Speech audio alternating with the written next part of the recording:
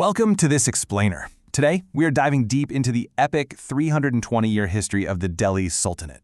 We're talking about a massive, game-changing era between 1206 and 1526, where 5 completely distinct dynasties took control and radically transformed the political, cultural, and architectural landscape of the Indian subcontinent. It's a legacy you can literally still see in the region today. So, we're going to look at exactly how this massive empire was built, how it reached its absolute territorial peak, and, well, how it ultimately shattered.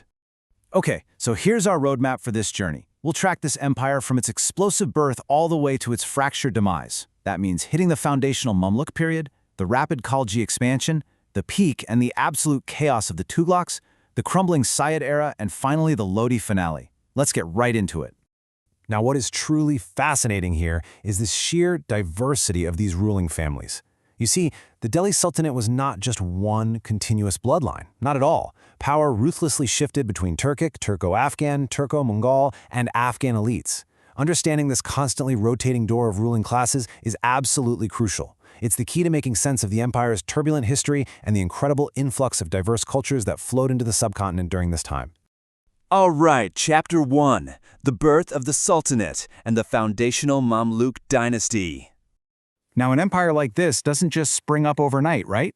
It took a series of highly strategic, crucial military victories over existing regional powers between 1192 and 1206. These victories were a total game-changer. They completely shifted the balance of power in northern India and paved the way for a brand new center of gravity planted right in Delhi. Because, for centuries before the Sultanate even existed, powerful Rajput clans like the Tomars and Chauhans were the undisputed masters of Delhi. Actually, it was the Tomars who originally established and populated the city way back in the 11th century.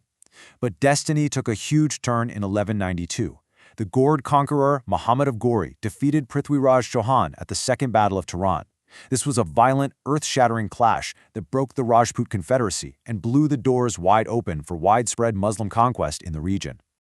And here's where it gets wild. When Ghori was assassinated in 1206, power didn't smoothly pass to some royal heir. Nope, it went to Qutb-ud-Din Aibak, who was a former Turkic slave general, or a Mamluk.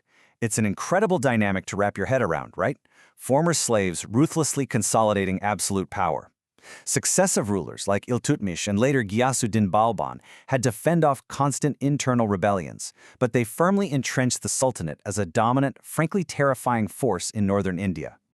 So, that massive foundation sets us up perfectly for our second era, the Khalji dynasty. This was an age defined by explosive territorial expansion and incredibly iron-fisted economic control. The Khaljis only held on to power for 30 years. Just 3 decades. But man, it was an explosively turbulent era. It all kicked off with a violent revolution in 1290 that overthrew the Mamluks. And this whole period, it's pretty much defined by one guy, Ala-ud-Din Khalji. This was a man so intensely ambitious, he literally had his own uncle assassinated just so he could seize the throne. Under Ala-ud-Din, the borders of the Sultanate were pushed further south than ever before. And this rapid expansion brought in mind-boggling amounts of war booty, heavily enriching the state treasury through a tax on the spoils of war, which was known as the Ghanima. Aided by ruthless slave generals like Malik Kafur, Ala-ud-Din funneled astronomical wealth straight back to Delhi. We're talking about treasures like the world-famous Koh-i-Noor diamond. But how do you fund a massive, constantly growing army and defend against the very real looming threat of the Mongol Empire? Well, Ala-ud-Din's solution was to drastically raise agricultural taxes to a whopping 50% and strictly control literally all market prices. He set up these exclusive markets called mankis and heavily punished anyone who even thought about violating his strict price rules. These economic policies were insanely harsh, but you have to admit, they successfully kept the royal granaries full and his military incredibly well-funded. To give you a sense of just how terrifying his rule was, historical records state that somewhere between 15 to 30,000 Mongol mutineers were slaughtered in a single day in 1298. Just let that sink in. Ala-ud-Din was so intensely paranoid that he actually banned his own nobles from socializing with each other to prevent them from plotting against him. And any hint of rebellion? That meant total eradication for the offender's entire family. No exceptions. All right, moving on to Chapter 3. The Tughlaq Zenith. This marks the greatest geographical extent of the Sultanate, but also some of its most bizarre, chaotic administrative experiments. Spanning almost a full century, the Tughlaq era represents the absolute geographical peak of the empire, but it's also the era that planted the violent seeds of its catastrophic decline. The Tughlaqs took over after a brief period of instability when the Khalajis fell, and they immediately set about radically reshaping the subcontinent. And honestly, the Tughlaq era was defined by wildly swinging extremes. On one side, you have Muhammad bin Tughlaq. He was an intellectual, but his experiments were disastrous. Like he tried minting base metal coins, which literally crashed the entire economy. He also forced the whole Muslim elite class to march hundreds of miles south to a new capital, which just caused absolute chaos. Then, on the other side, you have his successor, Firuz Shah.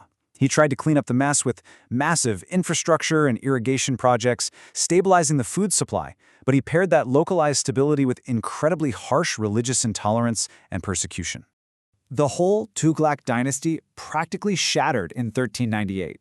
That's when the Central Asian conqueror Timur invaded Delhi. The result was an estimated 1 to 200,000 deaths and just absolute anarchy.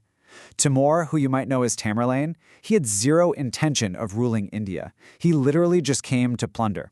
His forces sacked Delhi, leaving it in a state of chaos, rubble, and pestilence, which effectively ended the Tughlaq Golden Age for good. Emerging from the ashes of Timur's raid, we step into Chapter 4, the Sayyid dynasty, who were just desperately struggling to hold the fractured pieces together. So, how exactly did this once mighty empire become the butt of local jokes? Well, with rival Hindu powers re-emerging and alternate Islamic centers rising up, the authority of the Sayyid rulers just completely collapsed. They actually started out as mere vassals to Timur's empire. Meanwhile, strong regional powers like the Vijayanagara Empire down south and independent Muslim sultanates in Bengal and the Deccan, they all seized the opportunity to assert their own independence. This just bled Delhi dry of its territory and its wealth. There's this amazing contemporary northern Indian joke from the time that perfectly captures how far the Sultanate had fallen. People used to say, the kingdom of the king of the world extends from Delhi to Palam. Palam was a suburb, meaning the empire controlled a measly 13-kilometer stretch of land. The kicker? The last Sayyid ruler was literally named Alam Shah, which translates to king of the world. So making this local joke about his tiny 13-kilometer kingdom was even more biting. For all intents and purposes, the empire was functionally dead. And that brings us to our final act in this explainer.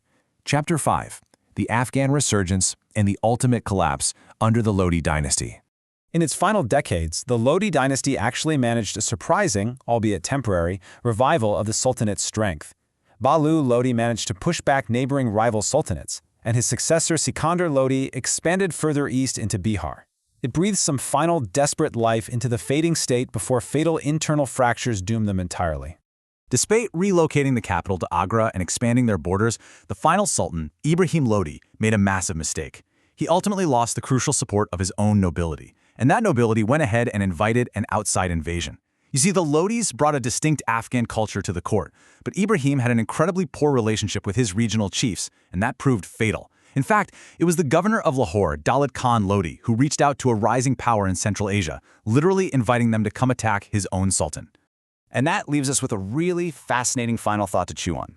When that disgruntled governor of Lahore invited a rising Central Asian conqueror to attack his own sultan in 1526, he closed the book on the 300-year Delhi Sultanate forever. The winner of the famous First Battle of Panipat was Babur. But what massive, world-altering empire did his stunning victory birth on the subcontinent? Well, that is a story for next time. Keep questioning history, everyone.